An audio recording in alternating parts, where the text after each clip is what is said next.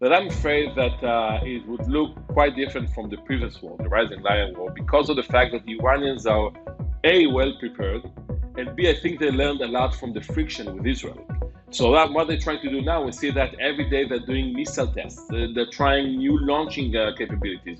So definitely what they're trying to do, they're trying to improve their capabilities. I don't think that I think that they are quite emboldened comparing for what happened in the war itself. We thought that we are winning, but I think they understood that they suffered severe blows, but they, in their notion, they also won. The regime didn't being toppled. This is one aspect, and they managed to hit Israel until the last day of the war.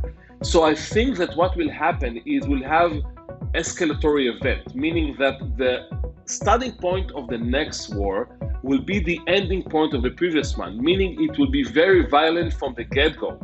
And I really think that there won't be a mechanism that will allow us to close it, because unlike previously when the US forced the sides to close it, I think that now the Iranians won't be willing to close it until they will feel they balance the equation of deterrence with Israel. And that is why I think that next war will be much more violent and longer than we anticipated or we predicted in the past.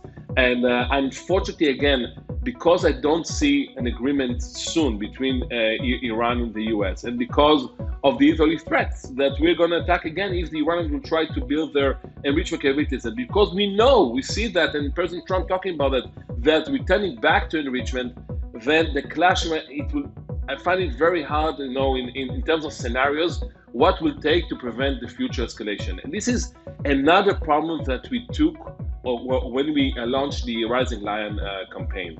Because once we did that, we are forcing ourselves to some sort of, like we did in Syria, what we called a war between the wars. We have to, the whack-a-mole, we have to hit them again because they are rebuilding the capabilities, and we want to prevent that. This is why we initiated the war in the first place. So we are forcing ourselves into another and another war, and the Iranians want back, because for them, foregoing missiles, foregoing enrichment is foregoing the regime itself. And this is why I think that escalation is almost imminent.